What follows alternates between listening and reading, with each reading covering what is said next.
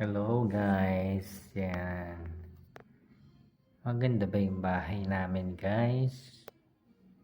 Ayan, ito yung ayos ng aking bahay. Masyado pang plain siya guys, diba? Dapat may bintana doon, no? Doon sa may, ayun o, gilid. Ayan, lagyan ko lang siya kortina. Actually, dapat tinanggal ko yung yung cabinet.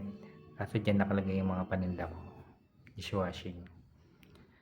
Ayan. Yan ko nilagay ang lamesa. Tapos ayun yung the last supper guys.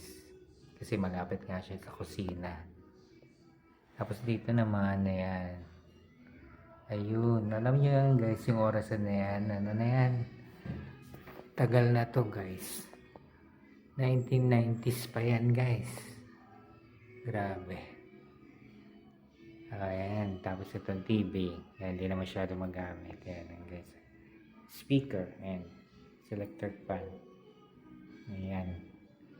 Ito guys yung electric fan na mura. Ayan. Tapos ayan. Nagilid. Pangit nga lang yung bintana namin. Ayan guys. So, tingnan nyo. Spin to. Ayan. Hindi pa tapos yung kisame. Ayan. Pero maganda siya, di ba?